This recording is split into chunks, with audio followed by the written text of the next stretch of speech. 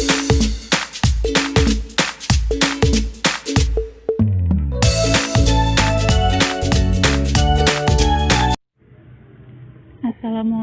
warahmatullahi wabarakatuh. Selamat pagi, mudah-mudahan kalian dalam keadaan sehat walafiat dan masih semangat dalam belajar walaupun tidak seperti biasanya. Kali ini Ibu akan bahas mengenai materi sejarah hari ini, mengenai mengenal manusia purba. Pernahkah kamu mendengar tentang situs manusia purba Sangiran? Kini situs manusia purba Sangiran telah ditetapkan oleh UNESCO sebagai warisan budaya dunia. Tentu ini sangat membanggakan bangsa Indonesia. Pengakuan tersebut tentu didasari berbagai pertimbangan yang kompleks. Satu di antaranya karena di wilayah tersebut tersimpan ribuan peninggalan manusia purba yang menunjukkan proses kehidupan manusia dari masa lalu. Sangiran telah menjadi sentral bagi kehidupan manusia purba. Berbagai penelitian dari para ahli juga dilakukan di sekitar Sangiran. Beberapa temuan fosil di Sangiran telah mendorong para ahli untuk melakukan penelitian termasuk di luar Sangiran. Dari Sangiran, kita mengenal beberapa jenis manusia purba di Indonesia. Setelah ditetapkan sebagai warisan dunia, situs manusia purba Sangiran dikembangkan sebagai pusat penelitian dalam negeri dan luar negeri, serta sebagai tempat wisata. Selain itu, Sangiran juga memberi manfaat kepada masyarakat di sekitar karena pariwisata di daerah tersebut. Nah, untuk memahami jenis dan ciri-ciri manusia purba di Indonesia, mari kita telaah bacaan berikut ini. Peninggalan manusia purba untuk sementara ini yang paling banyak ditemukan berada di Pulau Jawa. Di bawah ini akan dipaparkan beberapa penemuan penting fosil manusia di beberapa tempat. Penemuan yang pertama yaitu berada di Sangiran. Perjalanan kisah perkembangan manusia di dunia tidak dapat kita lepaskan dari keberadaan bentangan luas perbukitan tandus yang berada di perbatasan Kabupaten Sragen dan Kabupaten Karanganyar. Lahan itu dikenal dengan nama Situs Sangiran. Untuk Sangiran, pertama kali ditemukan oleh P.E.C. Muling tahun 1864 dengan laporan penemuan fosil vertebrata dari Kalioso, bagian dari wilayah Sangiran. Semenjak dilaporkan Muling, situs itu seolah-olah terlupakan dalam waktu yang lama. Eugene Du Bois juga pernah datang ke Sangiran.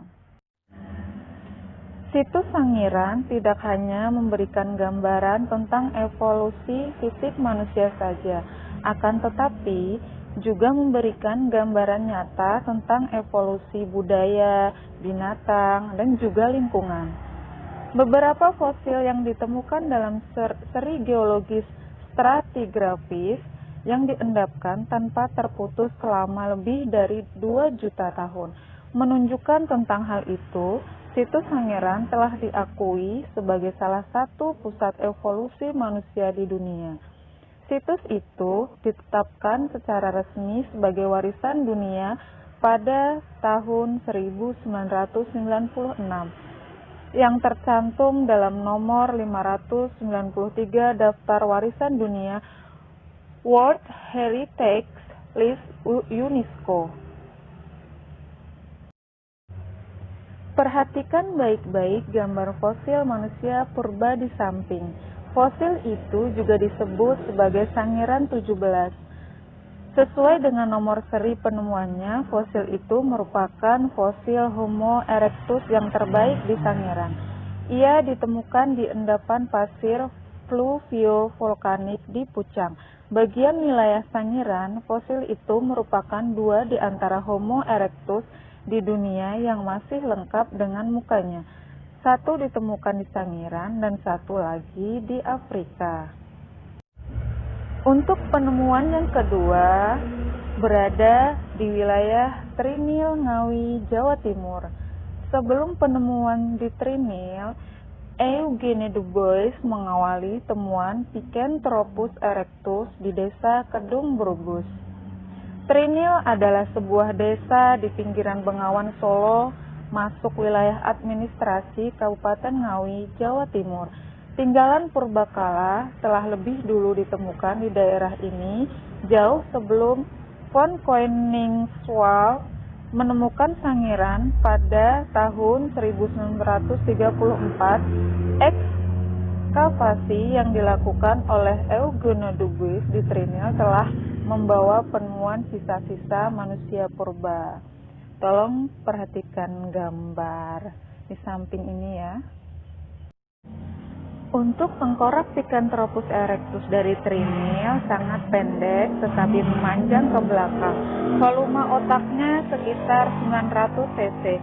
Di antara otak kera 600 cc dan otak manusia modern 1200 sampai 1400. Berdasarkan beberapa penelitian yang dilakukan oleh para ahli, dapatlah direkonstruksi beberapa jenis manusia purba yang pernah hidup di zaman praaksara.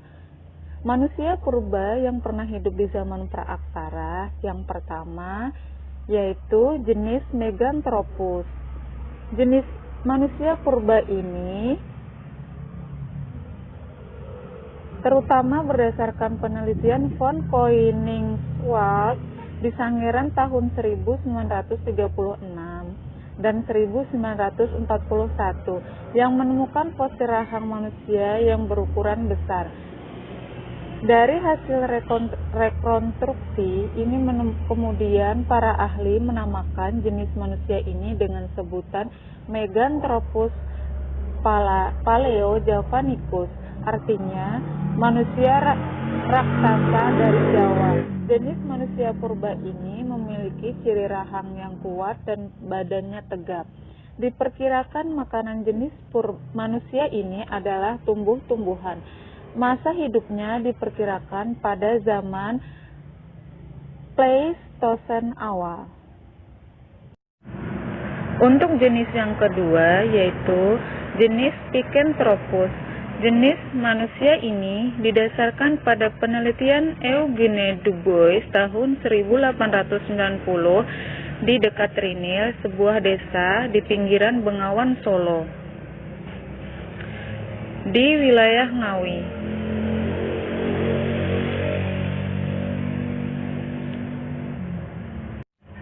Untuk jenis manusia purba yang hidup di zaman praaksara yaitu jenis Homo. Fosil jenis Homo ini pertama diteliti oleh von Richthofen di Wajak. Penelitian dilanjutkan oleh Eugene Du Bois bersama kawan-kawan dan menyimpulkan sebagai jenis Homo. Ciri-ciri jenis manusia Homo ini muka lebar, hidung dan mulutnya menonjol. Dahi juga masih menonjol. Sekalipun tidak menonjol, jenis Pithecanthropus bentuk fisiknya tidak jauh berbeda dengan manusia sekarang. Hidup dan berkembang jenis manusia ini sekitar 40.000 tahun dari 25.000 tahun yang lalu. Tempat-tempat penyebarannya tidak hanya di Kepulauan Indonesia, tetapi juga di Filipina dan Cina Selatan. Homo sapiens artinya manusia purba baik dari segi fisik. Nah, demikian jenis manusia purba yang hidup di zaman praaksara. Berarti ada 3 ya. Yang pertama yaitu jenis Meganthropus. Yang pertama yaitu jenis Meganthropus, yang kedua yaitu jenis Picanthropus, dan yang ketiga jenis Homo. Nah, Itu saja materi dari Ibu hari ini. Mudah-mudahan bisa dipelajari dan tetap semangat untuk menjalani hari-hari selanjutnya ya. Wassalamualaikum warahmatullahi wabarakatuh.